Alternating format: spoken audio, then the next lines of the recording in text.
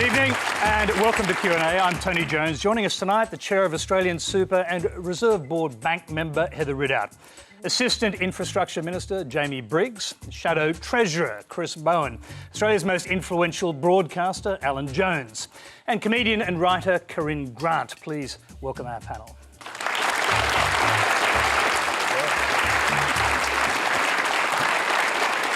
Thank you. And if you've got a live question, join the Twitter conversation and add @Quanda to help us find it.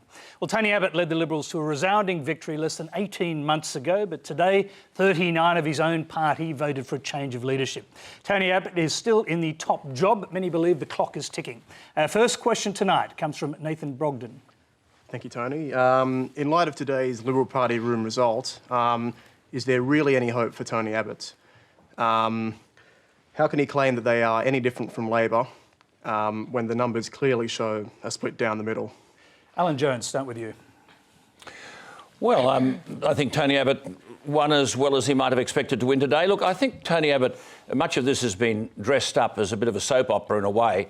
The media got hold of it. I'm not too sure the headlines were accurate representation of what was going on. Abbott's got a very difficult job because the elephant in the room, as Heather would know, is the advice that the Reserve Bank Board gave to the Cabinet last week, that the debt is enormous. $110 million a day to pay the interest on the Labor debt and to keep the country running. This is borrowed money, $110 million. Now, Abbott's got himself into trouble because he's tried to do what I suppose no one else has done, and the Australian editorial said this today, some fiscal rectitude, awful words, but it means how do we retire this debt? Or do we just automatically go on spending the way we are and pretend that the kids of tomorrow are going to look after pay for the people of today?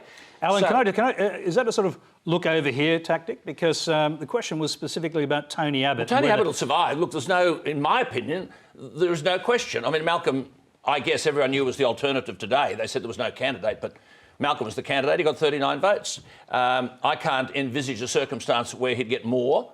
And the grassroots out there are very, very disturbed about one or two unknown people putting forward this spill motion and then rallying the troops around. Witness the consequences of the Labor fiasco, which Chris would know all about. I mean, Rudd and Gillard and Rudd, and it destroyed the government and destroyed the party, and it's something that the Labor Party won't entertain ever again. And the Liberal Party aren't happy about that. So, yes, I mean, Abbott will lead the team to the next election, in my opinion. And the one thing about Abbott is he's always been underestimated. He was underestimated when he won the leadership against Turnbull by 1 vote. He was underestimated when they said Rudd is here for 10 years. And Rudd went, and Gillard went, and Rudd went again. He has always been underestimated. And he's always up for a fight. And he will prove a very, very formidable opponent. And I think the Labor Party know that. Just very briefly, before we move on from you, Alan, why are so many of your colleagues, if I can call them that, over at Sky TV, referring to him as a dead man walking? Well, I have no idea. You'd have to ask them. I mean, I suppose that's convenient affirmation of their own rather misguided view. I mean, we had headlines during the week that Malcolm Turnbull will be the Prime Minister by Wednesday. I mean, I don't know where all that came from, and that's not likely to happen. But yes, I mean, basically, I'm sorry, but many people in the media are of the left. Abbott, this is a bit of an ideological war. Abbott represents the other side of the political spectrum, and he's never been forgiven for winning the leadership to start with. He's never been forgiven for beating Rudd and Gillard and co.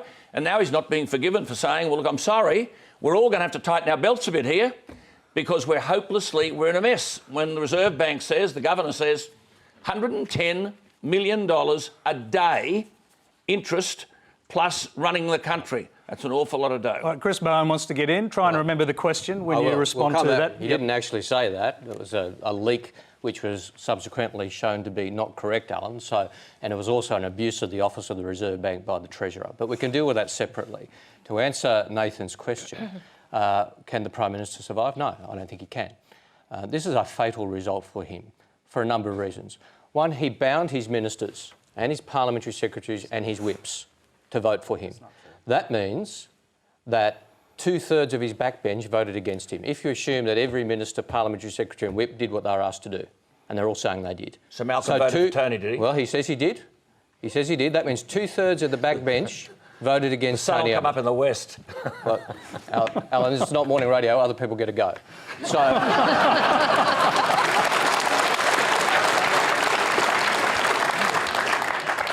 the other reason this is fatal for Tony Abbott, I think, is Alan, fair enough, raises Labor's leadership changes. We've learned our lesson. The Liberals have not learned our lesson. I've been a member of the Labor Party for 27 years, in Parliament for 10 years. I've never seen the Labor Party so united. We changed our rules so that a leader can't be easily removed correctly, and we've changed our culture. And Tony Abbott promised us so much more. He promised to be different, promised the adults to be in charge, calm, stable, methodical government. We all know the rhetoric, we all know the lines.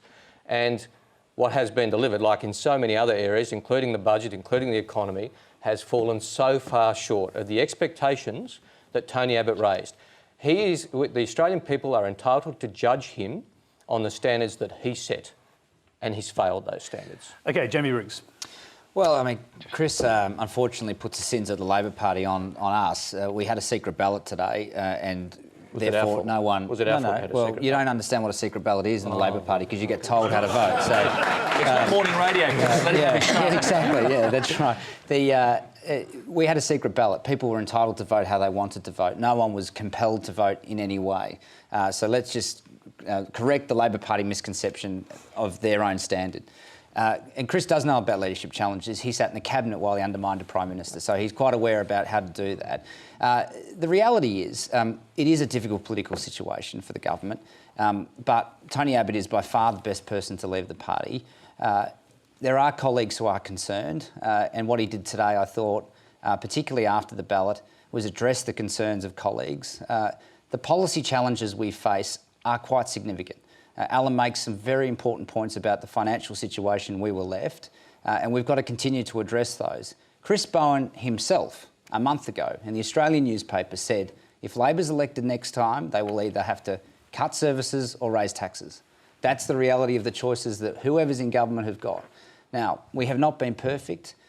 We recognise that. However, changing the leader is not the way to get the political problems sorted. What we are going to do is have a much better effort at communicating the challenges and what we think are the solutions. And that is the outcome from how today. does a Prime Minister survive when 40% of his MPs vote against his leadership? Because history will tell you that's very unlikely. Well, look, history is written constantly, Tony, and Alan makes a good point. Tony Abbott is a fighter, and he'll continue to fight away at what are important policy challenges. This is not about any individual person. This is about our country. That's why... Well, it was about an individual person today. That's the whole point about this. That's why those 39 MPs... I disagree. No, voted for a spill. Those who spoke specifically about Tony Abbott's leadership. Well, no, what it is about the political challenges we have. There is a lot of warmth for a person who took us from a very divided party in 2009, dragged the party together, all but defeated a first-term government in 2010, led us to government in 2013. There's a lot of goodwill for Tony to do well. There are MPs that are concerned. There is no question. You can't deny the reality. However, what this morning allowed people to do was express that concern, have the discussion in the party room afterwards, and now we move on together All right, to we've face got the quite a few policy questions to get to. I'll hear from the other two panellists, Corinne Grant. Yeah, I reckon he's screwed. I can't see him lasting another 18 months. And I don't agree that it's like all of these forces from outside that are attacking poor Tony and it's their fault. Tony has done this to himself. He's got something like a 28% approval rating with the public. And that comes around because he keeps breaking promises that he says he's not going to break. He keeps saying he's going to change and he doesn't change. If he was a boyfriend, you would have dumped him months ago. You know? Why would you hang out with him for another 18 months? I would like to know who the informal vote was, though. I've got a feeling the informal vote was done by Kevin Rudd, just sneaking in there and going, I'm Kevin and I'm here to help. I'm back. Heather Ridout. Look, I think it's whatever happens with Tony Abbott. The big issue that worries me as an observer of these things, a business person, just a good, hopefully a good citizen, is that I think Australia's been drifting for a long time. We've had really destabilised leadership in Australia now for 6-7 years. You know, if you haven't got solid, strong, consistent, credible, trustworthy leadership, you don't have much. And we've got some pretty major economic challenges to face in this country. We're trying to make a big transition from when we all knew what was driving the Australian economy, our big resources boom, etc. And now we've got to find a new business model. And that requires a leader who can carve out a direction for us so that you know your kids and young people and pensioners and retirees have an idea about what Australia's going to look like in 10, 15 years' So time. do you see evidence that Tony Abbott is that leader? I don't see at the moment, and I haven't seen it for some time. It's not just Tony Abbott. I think we've had some problems with leadership in this country, and therefore we've had all this change of leadership. And destabilisation is a very bad thing. And if you have it in a company, you know, if your boss you have a different boss every year, it's not really great to work there either. So my view is that we need credible, trustworthy leadership that can set out a plan for Australia, not just about solving short-term crises or solving short-term political issues. We need people with some big ideas about putting a new business model in place for this country, which, you know, really builds us into the 21st century strengths that we do have here. And so that's what I want. And Tony Abbott, I hope he can do it, because none of us want another change in leadership. We don't need Tony, it. The risk here today, though, surely, is that people have panicked, as they do on both political sides. And if we start running the country according to polls, then the kind of discipline and tough decisions that have to be taken will not be taken. Now, we have to remember, after Godwin-Gretsch affair with Malcolm Turnbull, the two-party preferred was 59 to 41. Tony Abbott's never got anywhere near that. What we're seeing today... So are you saying at the time the Liberals panicked and got rid of a leader? No, I'm not saying that. I'm saying now people are concerned because they're in marginal seats and they see the polls and they worry about the short term rather than the long term. Heather is right. In the long term, we have major, major problems. Wayne Swan said the deficit that he would hand over to hockey was $18 billion. It came in at $47 billion. If we keep going the way we are and make no change, the Commission of Audit said we have to make $70 billion worth of savings. Someone's got to decide where that comes from. Now, if I just take my own self here, I think it's ludicrous that someone like me can go to a public hospital for nothing. I mean, yet we have this... The metaphor of all of this really is the Medicare thing. In New Zealand, they have a co-payment of $30. We're whinging here about $5 or $7. We pay $36 co-payment for the pharmaceutical benefit scheme. But the notion that someone like you and me can go to a public hospital for nothing is farcical. The notion that someone like me should be getting concessions... I pay 48 cents in the dollar tax, but if I put my super in, I pay 15. I get a 33 cents in the dollar concession. Superannuation concessions are costing the government $49 billion a year. If someone's in a $3 million home with $100,000 in the bank, they get the full-aged pension. Now, someone along the line's got to say, look, in an ideal world, that'd be terrific, but we ain't in an ideal world. But you know, Alan, we do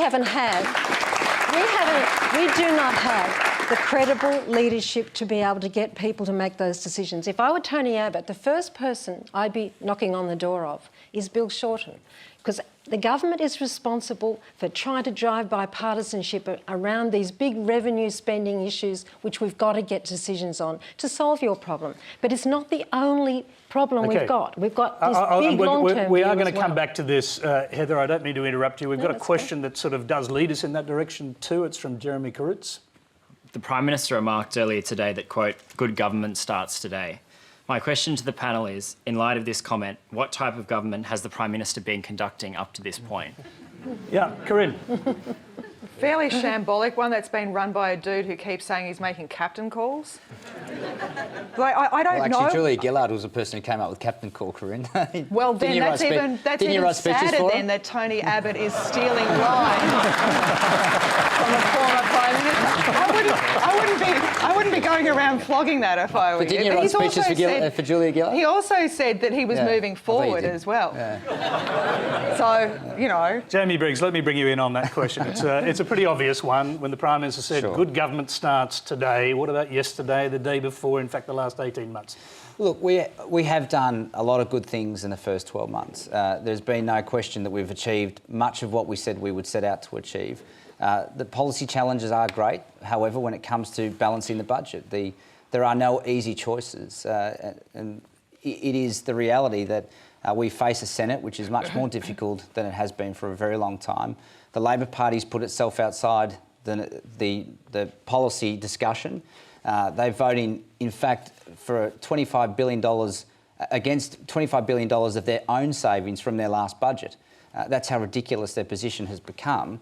So we have to negotiate with a group of independents who've got quite diverse views on how to move the country forward. Now, they're entitled to those views, they're elected, but it is not easy to necessarily get everyone on the same So, Jamie, can I just interrupt you there? Because today, in a way, trying to explain what's going to happen with the good government, Tony Abbott said, we're not going to pick by fights with the Senate that we can't win. Does that mean you're going to drop some of these tough reform plans and some of these tough changes around Medicare and deregulation of universities because the Senate opposes them? Because that's the opposite of what Alan Jones here just suggested. Sure.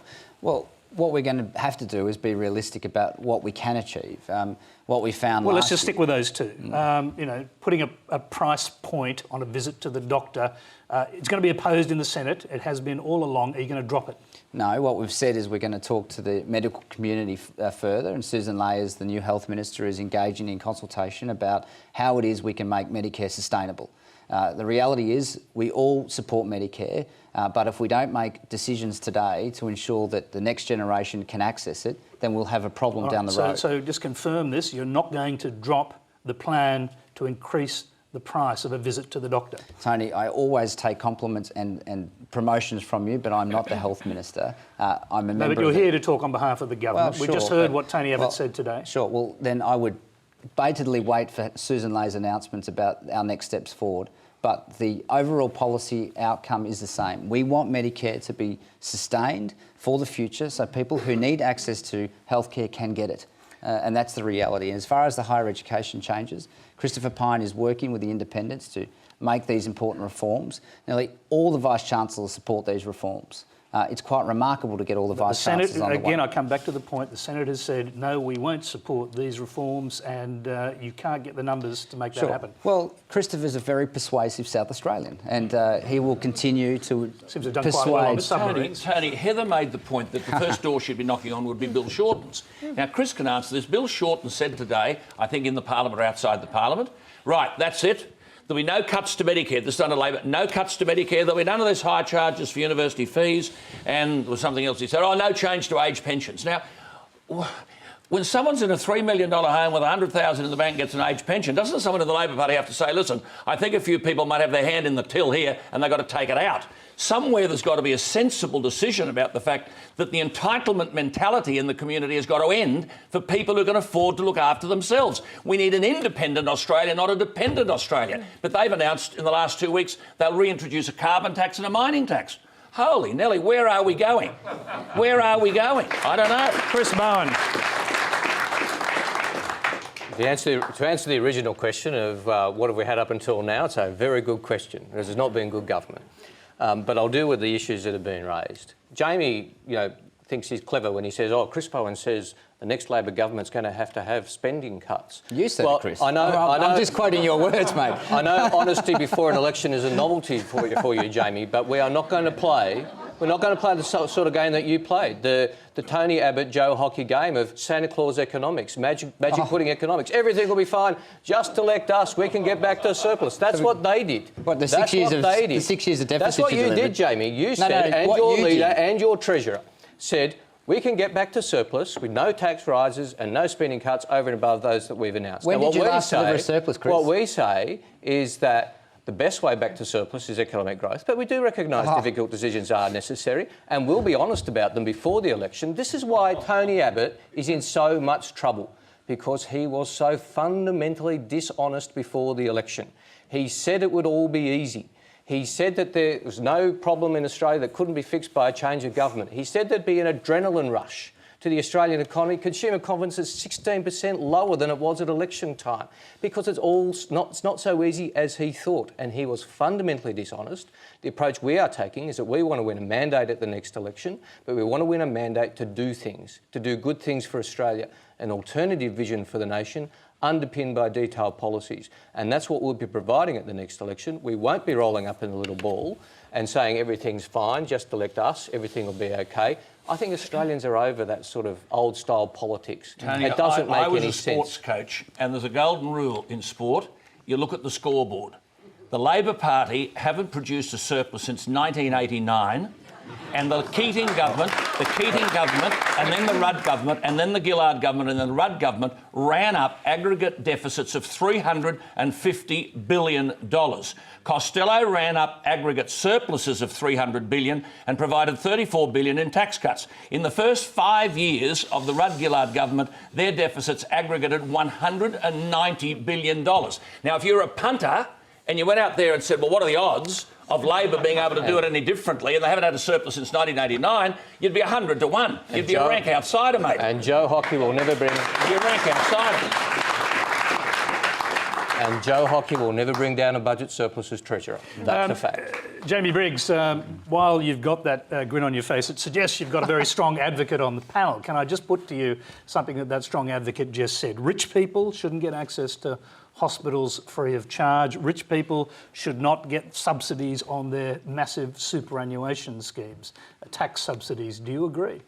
Well, we're having a good comprehensive look at the tax system. Yeah, but do you agree with those points? Well, I think... It's about your personal Say opinion. yes, Jamie. Who's running the government? Well, when you have a systematic, considered look at the tax system, you should do it with all the system on the table. But do you agree with those points? No, I think what we should do is have a good systematic look at the system to make sure we've got... No, but actually, this really is about your opinion. It's not about whether you can personally change the policy. Terrific, Tony, but I'm a member of an executive of a government, and we are working through this, and we'll come out with a comprehensive response. Joe Hockey and Josh Frydenberg are undertaking the review. Alan's right, though, to raise the issue about superannuation. Of course, it is a very large revenue issue, and if you are not looking at that, then you're not actually genuinely having a review of the system. So we can confirm that will be on the government's agenda to look at closely, because these incentives to rich people to keep their money in superannuation are costing the budget huge amounts of billions. 50 billion. And the welfare bill this year will be 6.1% higher than it was last year, which is what, 3 times the inflation rate. I mean, our expenditure this year will be 3% of GDP greater than the revenue. Now, people out here run a household budget. If you said to them, well, hang on, your expenditure is going to be 3% greater than your revenue, you'd think, hello, I'm in trouble. And if you're in trouble, you cut back on expenditure. You can't go on taxing people. Well, Alan, it actually sounds like Jamie Briggs agrees with you. I hope so. Well done, Tony, well done. Jones and Jones on fire. All right, let's go to our next question. It's from Matteo Barbarol. Alan Jones, would you support Malcolm Turnbull as Prime Minister if he were to moderate his support for any increased cost to carbon emission, and if he supported a broadening of the burden of budget repair to include taxes on global corporations operating in Australia? I sort of didn't catch all of that question. You've got such a, say, the gentle voice. I've got it in writing, so I can repeat it. Would you support Malcolm Turnbull as Prime Minister if he were to moderate his support for an increased cost to carbon emissions, and if he were to support a broadening of the burden of budget repair to include taxes on global corporations operating in Australia? Well, firstly, I think it's incumbent upon us all, as happens in America. I mean, when there's an American election, it doesn't matter who wins, they say, we support the president.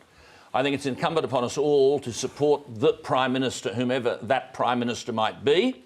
We hope, and I think generally speaking, all of them have the best interests of the country at heart. The trouble is they come unstuck when they start to make decisions not based on the national interest, but based on sectional interest, or based on pressure groups, or, as we're seeing now, based on polls.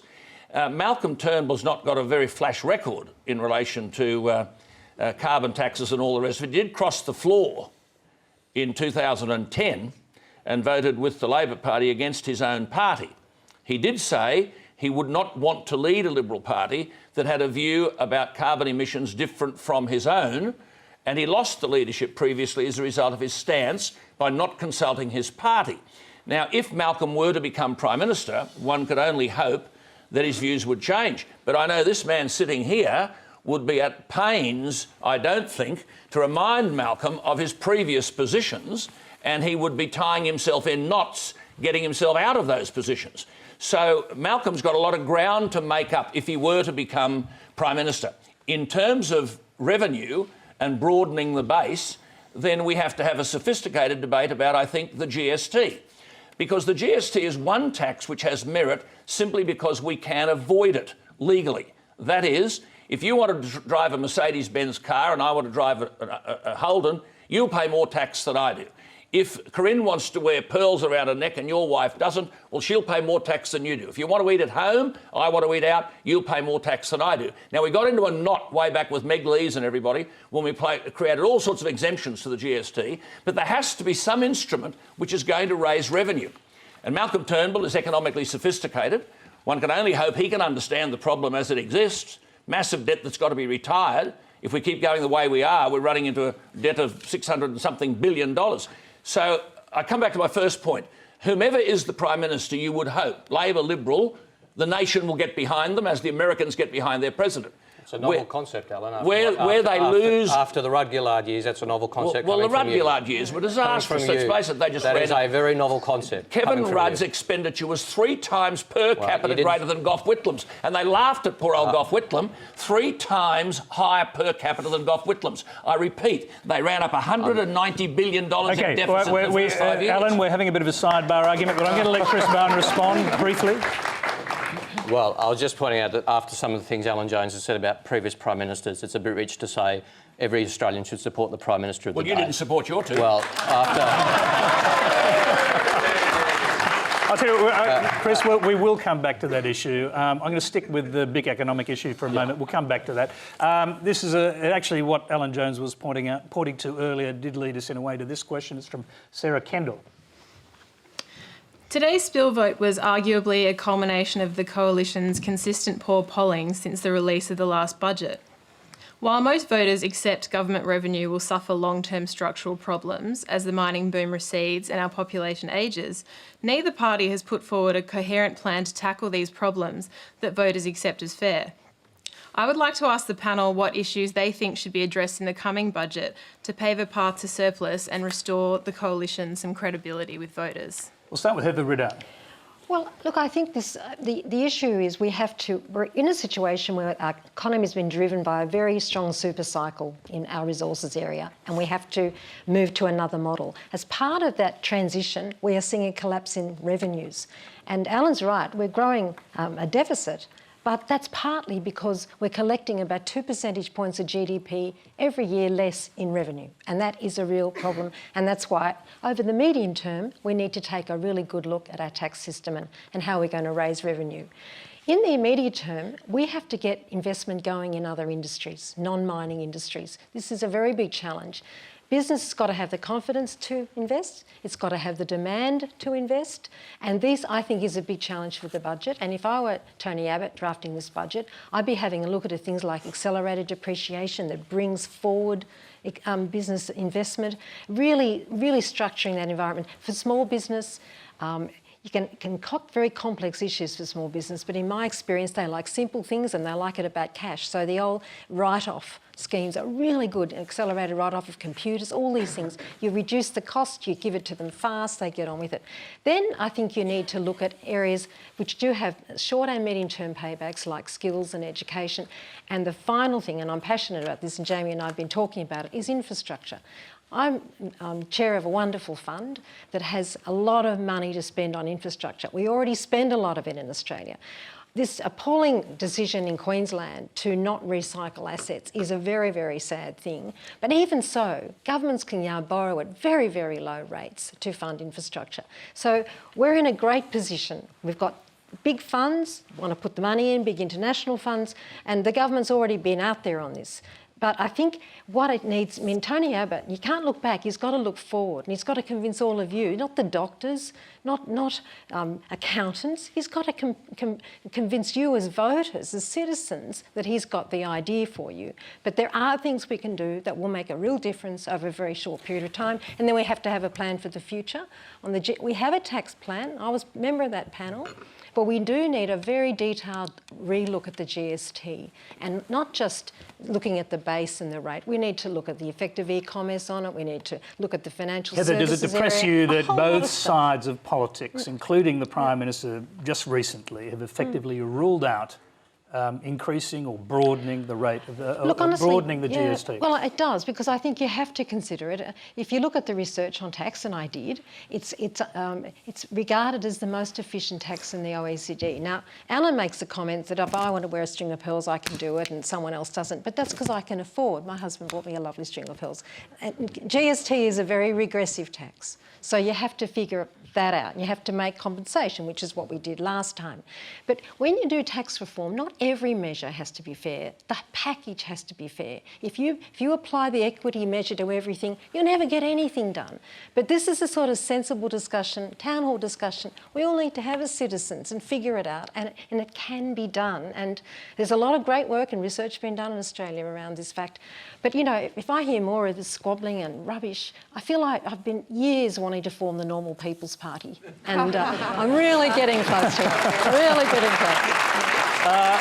Jamie Briggs, how hard is it going to be to reform the tax system when you can't touch the GST, for example? And by the way, on the broader question, Tony Abbott today seemed to be indicating that maybe the last budget went too far, was too radical for Australians. Well, what we are going to focus on in the next budget is that the first issue, if you want to address your spending, is to not make new spending commitments. So there'll be a real focus on the government to improve the programs that we've got already. We want to look at small business particularly, and we're looking at a small business tax cut as part of our budget and a package of measures to create jobs in small business. So they're a big focus of the government to look at ways that we can really boot the engine of our economy in small business. As far as the GST is concerned, the issue really gets to the behaviour of the states and the Labor Party. The reality is it's very easy to run a scare campaign on tax. The Labor Party did it when John Howard and Peter Costello took the GST to the election in 1998. They won the election, and the Labor Party still voted against the package. Yes, but it is a fundamental point that you're making, though, isn't it? Because John Howard actually had the courage to go to an election with a GST tax, the first one we've ever had. It's very hard to imagine your government, or any government, frankly, doing that again, particularly going to the electorate and saying to them, you need to raise the GST or broaden the base so we can pay for everything that you want governments to give you. Sure. Well, the second point I was intending to make is that the GST is a tax that goes straight to the states. They are the beneficiaries of any change to the GST. They need to make the case and argue for why they would do it. There's 3 Labor premiers now across the country. They've got very difficult issues. South Australia, my home state, has got the biggest debt in our history, bigger than when the state bank was broke. The South Australian government can't pay for ongoing services without borrowing more money. They need to be the states, the players in this, that come to the federal government and say, we really need to have a good hard look at this. So are you admitting, in fact, that you can't lead, you have to wait for someone to lead you in that direction? Well, Tony, you're the commentator, I'm the participant. What I'm saying is that there is, in the end, you cannot go out on your own on this debate, because the Labor Party has shown itself uninterested in having a normal debate. And the political risk of discussing these issues without the people who will benefit from it demanding it in the first place make it, in essence, political suicide to open up. OK, I'm just going to go briefly, Alan, on that point, and then I want to hear from Chris Bowen. Well, Tony, I don't want to sort of issue an apology here, but I feel a bit sorry for politicians in this, because everyone speaks in generalities and blame politicians because they're not doing this, they're not doing the other. I didn't hear a word from business, for example, when these massive debts were being run up, and they're absolutely invertebrate, and yet suddenly they're saying, well, government must retire this debt, it's too great. Now, we've got $1.3 trillion in superannuation funds. Heather? 1.4 actually. 1.4? $1.4 trillion. Bigger than now, the Australian economy. the obligation is to invest that in such a way that every superannuant gets the best possible return. But if you said, look, in the national interest, there is at least a percentage that should be put into infrastructure in Australia. In other words, a percentage of that, you'd mandate a percentage of these funds to be used. Now, infrastructure is central to productivity. We are currently have a bond rate of about 2 and a bit %. Governments have got an opportunity to borrow for infrastructure cheaper than they've ever got. We have to be saying, business, commentators, the community, families, to government, we've got these ideas and we've got to give them some ideas. But you know, Alan, if you ask the captain, sorry Heather, but if you ask the captain and the vice captain in a team to make all the runs, the team will eventually be beaten. Everyone's got to pull their weight and make some runs here, and that includes the wider community. The situation is that serious. But Corinne, I'd like just to quickly bring in some of our other panellists. Corinne, are you listening to this discussion? Yes, I am. I'm waiting that Alan's brought out so many numbers now. I'm waiting for somebody to yell out bingo.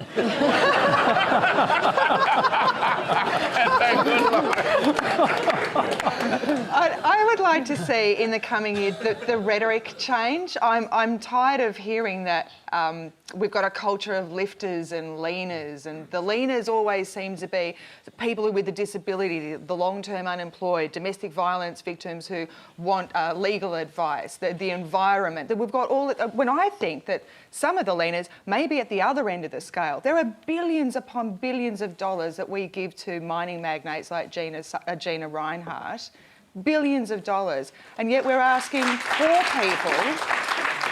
poor people to fund whatever it is that the government wants to do. I just think that's kind of morally bankrupt. Chris Bowen. I should bring you in on... I'll get a quick answer from you, if I can, on the issue of the GST, because it's clear that unless both parties were to agree, it will never happen. Well, we don't see the case for broadening the base or increasing the rate. We think that that is fundamentally not the right way to go about it. I support a proper, sensible tax reform. I've said things about the tax reform debate. We'll be constructive and proactive. We'll actually be participating in the tax reform debate very proactively, putting forward ideas, but there'll be ideas based on our values and our principles. Can you share some with us? Well, we'll be putting them out, Alan. You'll have plenty. If you have me on the show, I'll give you an hour. I'm more than happy to talk about them when we announce them. More than happy. Can I just ask a quick question, though? You were in government for 2 terms. Why didn't you do something about the huge amounts of money that rich people get in subsidies on superannuation? Well, we did, and this government's reversed them. I mean, I have to correct you, Tony. We did make the superannuation tax system fairer, because what we said is that if you're a low-income earner, you get 0 tax concession on your superannuation. That is fundamentally unfair. So we brought in a low-income earner's superannuation contribution, and we made it fairer at the top end. Joe Hockey's reversed those changes. He's reversed our changes. And this goes to the point. There's more than one way of budget repair. Alan talks about the need for budget Alan repair. Jones was talking about $50 billion in subsidies. How much did you rein in? Well, we regarded it as a modest and fair change, and even that modest and fair change, Joe Hockey says, oh no, that's too much, I'm pulling it back. High-income earners deserve a higher tax, but they did. It's a fact, Jamie. Your Treasurer has reversed our changes.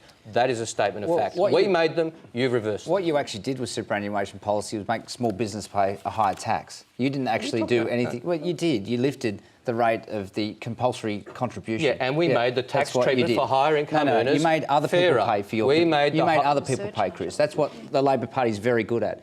Borrowing other people's money and spending other people's money. That's what you did with superannuation.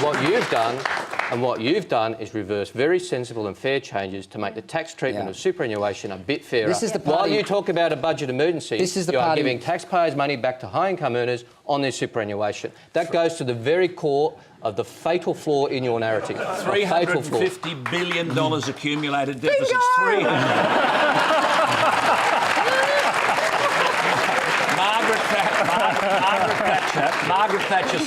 Margaret Thatcher said socialism is when you run out of other people's money. OK, it's time to move on.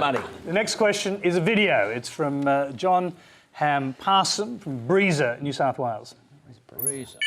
Hi, I'm a second-generation farmer from the Liverpool Plains, and I'm standing on 6-foot-deep black soil, some of the most fertile soils in all of Australia.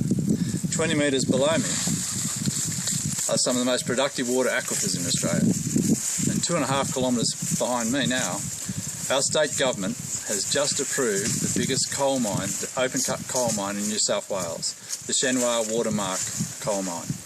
The mine will be 35 square kilometres, or equivalent to 4,620 football fields in size, right in the middle of some of the most productive farming land in the world. Please tell me why this particular coal mine is more important than producing food and fibre for the world, forever. Okay, I mean, logically I should go to Alan Jones, but I'm going to go to Heather Ridout first. Should mining interests be allowed to override farming interests? Oh, I don't think that's the right question. I think we have That's his question, more or less. Well, yes, but I think the question is, at the moment, the coal industry, the coal prices are very low. We have much more potential in the food industry. I think we have an obligation to preserve these pristine farming lands in Australia, not just for now, but for future generations. I can't see the sense in us putting a huge coal mine and destroying that land, or not destroying it, but endangering that land and the aquifers, to dig out coal, the price of which has fallen so much, and which, you know, on any measure, it's not. We should not regard that as other than the. You know, I mean, it's not a long-term energy option for the world unless we can make it cleaner. So, I mean, we need to be very proud and very protective of our virgin primary producing land. And we have loads of opportunities there economically, and I have great sympathy with people who don't want that mine to go ahead. Alan Jones. Well, Tony, we don't have 5 hours. The picture you saw is correct, and in my opinion, an absolute disgrace. The bigger disgrace is that government have done nothing. But that is replicated all over Australia.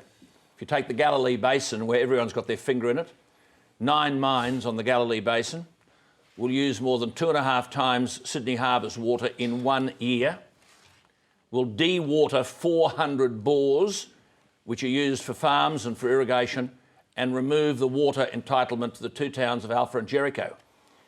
If you go to where I was born, in Ackland, where they've wiped out that community, and the government of Queensland said there'd be no Ackland Stage 3, well, before Christmas they approved Ackland Stage 3. It will take 9 billion litres from the Great Artesian Basin in a year. That's a litre for every person on the planet. It will reduce the aquifer by 47 metres. 47 metres. Now, the picture you saw there was of the Liverpool Plains. This is soil that you could eat. And approval has been given for a Chinese outfit, Shenhua, who've bought up farms all over the place, to mine. The size of the mine in lingo that we would understand in the old-fashioned terminology is 3,500 acres. Can you imagine it? And these farmers are defenceless. Now, the argument being, oh, well, everyone's in debt, everyone's made these points here tonight, mining will get us out of trouble. Well, they didn't get Campbell Newman out of trouble. The mining invasion didn't produce jobs. He promised unemployment at 4%, it's at 6.6%. He promised to reduce the debt, the debt's gone up. Mining hasn't solved the problem. Australia-wide, there are only about 240,000 jobs in mining, and they fly in and they fly out. The picture you saw there is all over Australia. Now, there has to be a recognition that prime agricultural land's got to be fenced off. This stuff lasts for 15 years, and then you've got an industrial wasteland. The notion of coexistence is a nonsense, and that's only prospered by those who are the proponents. And where there are, Tony, where there are, quote-unquote, environmental impact statements, can you believe it, that they are written by the proponent? And when I spoke at Cecil Plains in relation to Arrow Energy and coal seam gas, the environmental impact statement weighed 27 kilos, and the farmers were given a month to respond. 5 million acres, the argument was. There are going to be 40,000 coal seam gas wells on the Darling Downs. And this one project, Arrow Energy, would use 22 billion litres of water a year. I mean, this stuff's got to stop. Neither government has done anything about it. But however, let's be honest, the Labor Party aren't in government. It's not their responsibility now, Jamie. This is really hard-nosed stuff, and the buck rests in Canberra. OK, Jamie Briggs. Can I just make the point that this is a message that was heard right through Queensland.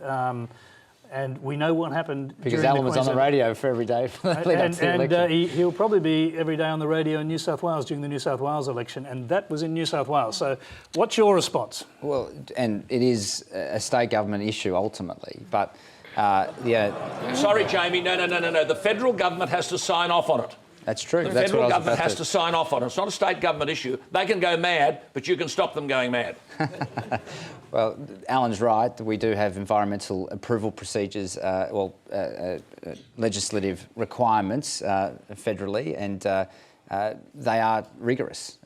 The challenge that Alan doesn't believe you can meet, but ultimately for legislators you must try to, is to get the coexistence right. Ultimately, coal is a very important export for our country. And if you go to India, where I was a month ago as part of our trade delegation, where you've got 600 million people moving from poverty into the middle class, you have to fire the economy somehow.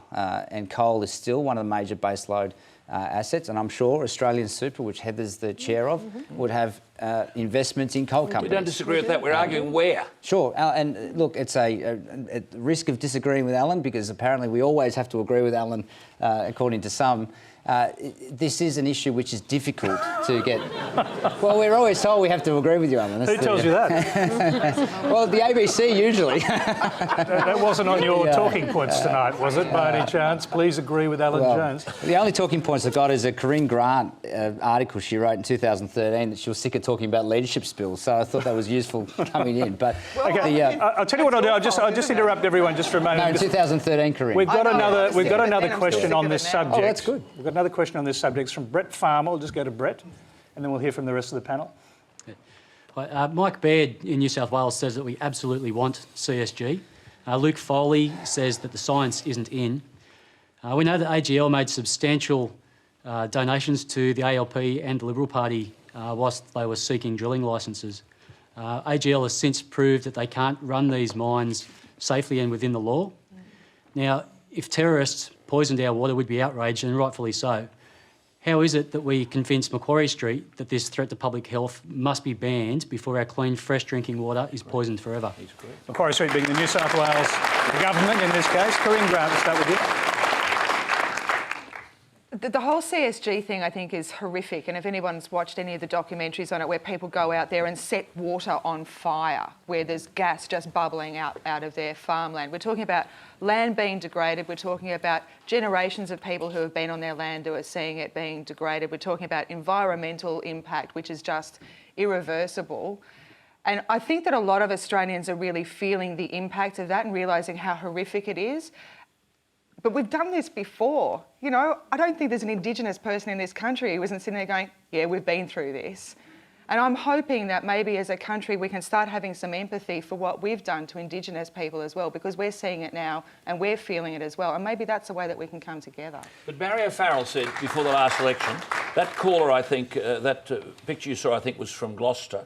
I think that person has come from Gloucester to be here tonight, I imagine, because I think I've seen you before. But Barry O'Farrell said there will be no coal seam gas mining and no mining of any kind on over the water table. He said no ifs, no buts. That's what he said. Well, if you go to the Cataract Dam, not far out of Sydney, which is the source of Sydney's water supply, there's an Indian company down there mining 9 longwall mines within spitting distance of the Cataract Dam.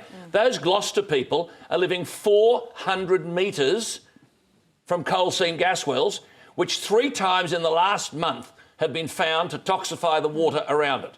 Now, how many times do you have to fail your licence condition before the licence is revoked? And I have just said to politicians, well, would you like to live with a coal seam gas well and an open cut mine at Gloucester in the fertile Manning River Valley where there are dairy farms? Would you like to live 400 metres from one of these things? Oh, no. Well, if you're a politician, why are you asking other people to live there? Which is what they are. So, now, Alan, can I interrupt just for a moment? Yes. We know what a huge issue this became in the Queensland election, and in effect, how you drove that issue in Queensland, and is one of the factors that led to the downfall of Campbell Newman. So are you going to do the same thing in New South Wales? Well, I think all you can do, Tony, I don't do it for that purpose, but I mean, I broadcast to 77 stations across the country and people write to me, just like those people there. They're desperate. They write to government and they don't answer.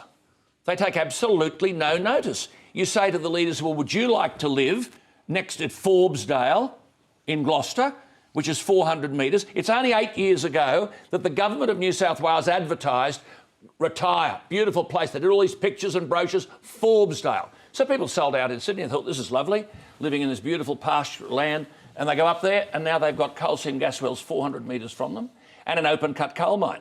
Now, there's a golden rule. The pub rule here is, would you like to live there? If not, stop asking other people to. I'm not opposed to coal mining or coal seam gas wells.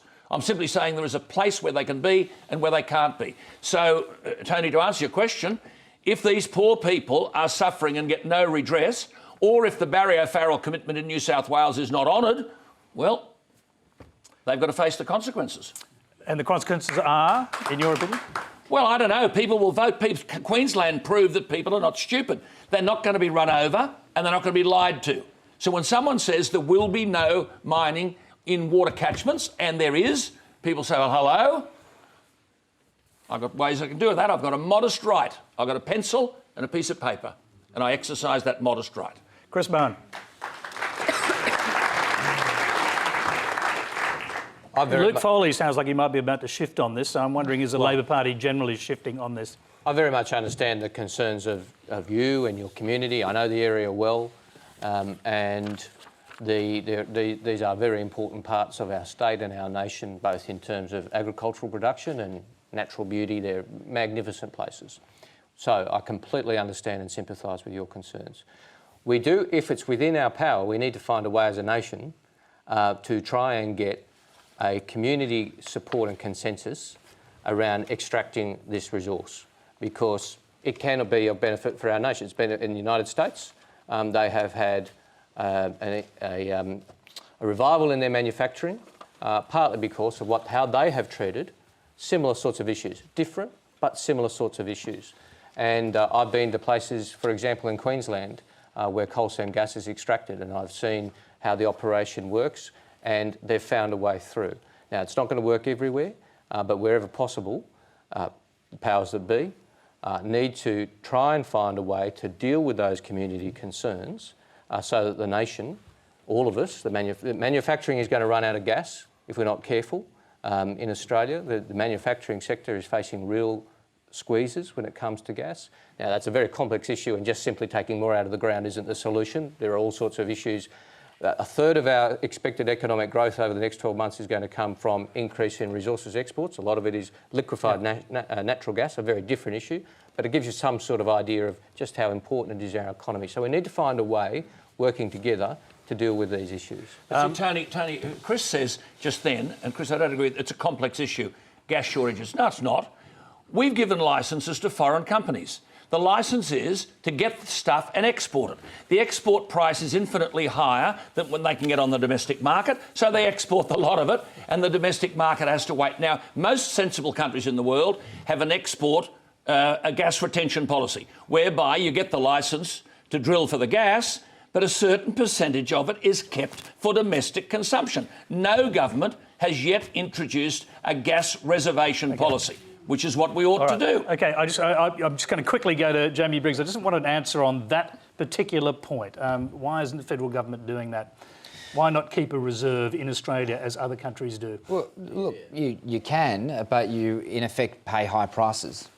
That's what you're doing. You're saying that well, firstly, the company will either take a lower price for the gas that they sell domestically, or they'll list, or they'll lift the price to match the international price. So that's that is in effect, if you intervene in the market in that sense, So your inclination as a government is not to intervene in the market. Briefly, is that correct? Well, no government has intervened in the market to do this. So no government in Australia, you mean? Well, you intervene everywhere else. Yeah. OK, well, we do have one last question that we get to. It's from Kavita Krishnan.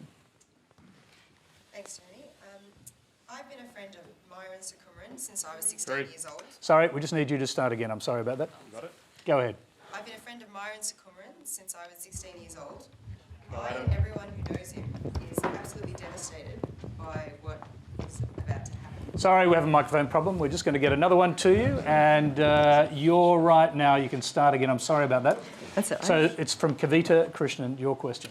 So I've been a friend of Myron Sukumran, one of the two Australian men on death row in Bali, since I was 16 years old.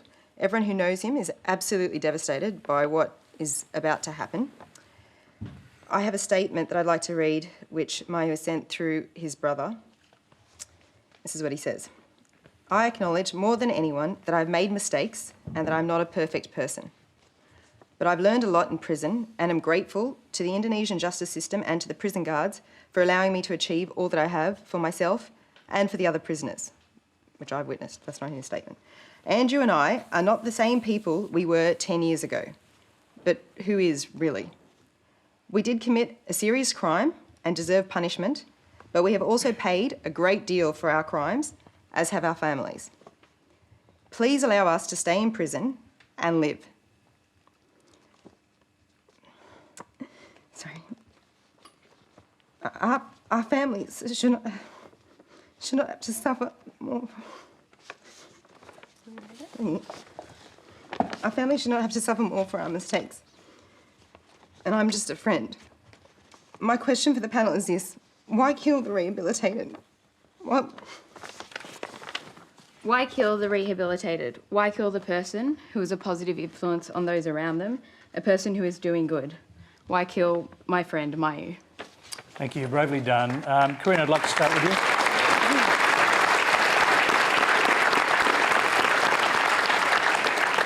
I just think it's a travesty that the death penalty exists anywhere in the world. I just do not agree with killing people as a punishment for anything.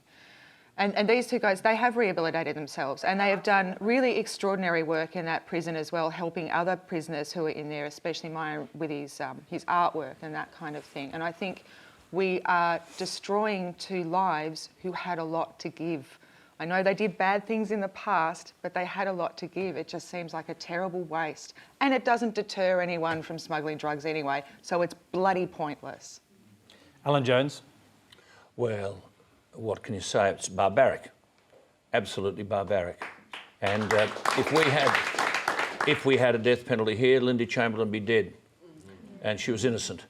I find it just incomprehensible that these people can't yield to pleas for clemency. They will say, oh, well, it's our system. Well, it might be, but they're our people. And to think that you justify punishment by murder, statutory murder, means, quite frankly, that the barbarians are at the gate.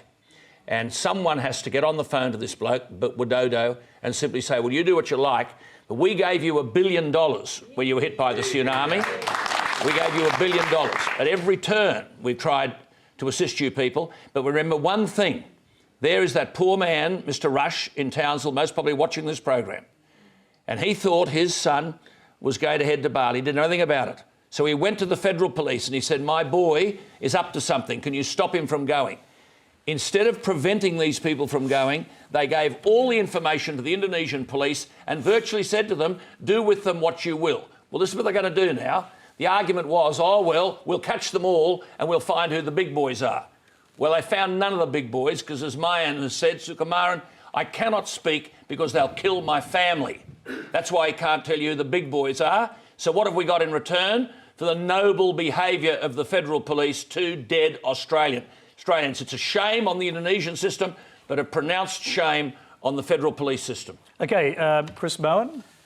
We've found plenty to disagree with each other on about tonight, as you'd expect, and you've found something I think we could unite on. You are right in everything you say. These young men could be role models for rehabilitation. They could be educators of what not to do and how not to make mistakes early in your life because they've rehabilitated ourselves. It is stomach churning. It is terrible.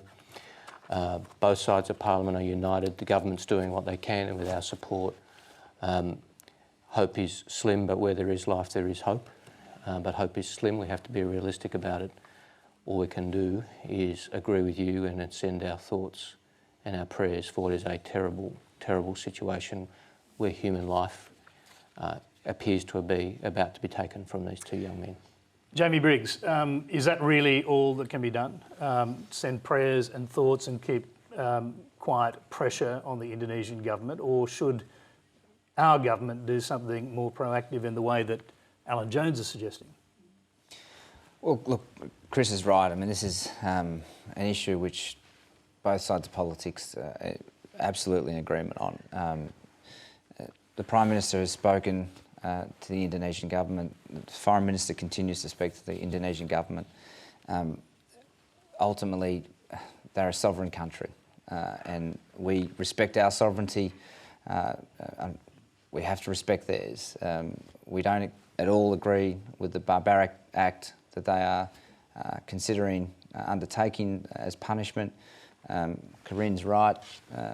The death penalty exists in certain states in the United States of America for murder, but murders still happen.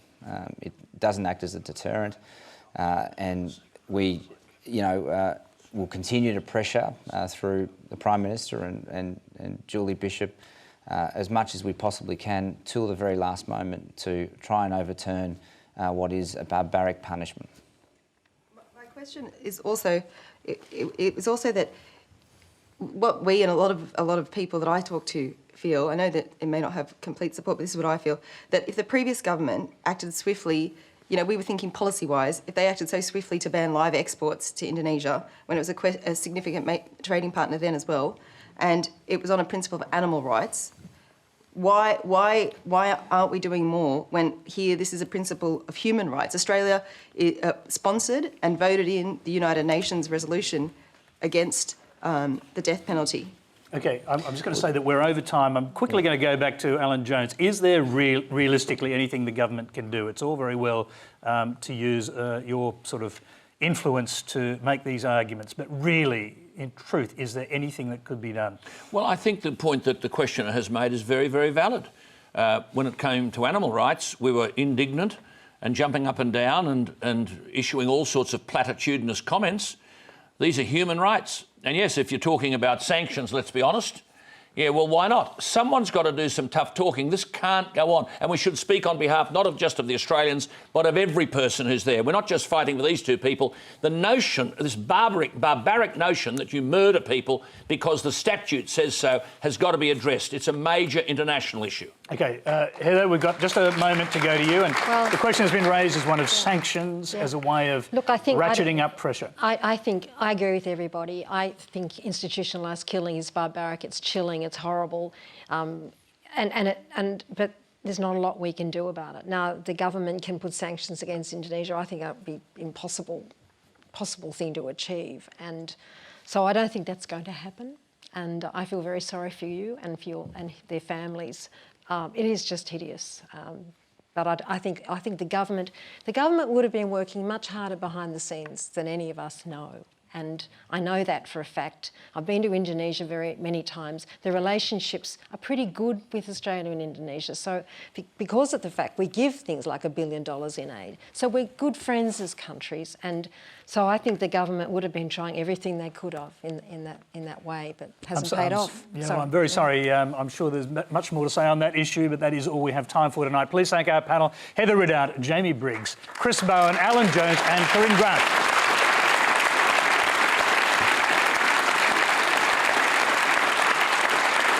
Thank you very much. Now, next Monday, we'll be joined by the Shadow Health Minister, Catherine King, civil rights lawyer and campaigner against the death penalty, Brian Stevenson, Today's Show host, Lisa Wilkinson, and the foreign editor of The Australian, Greg Sheridan, and one more to be announced.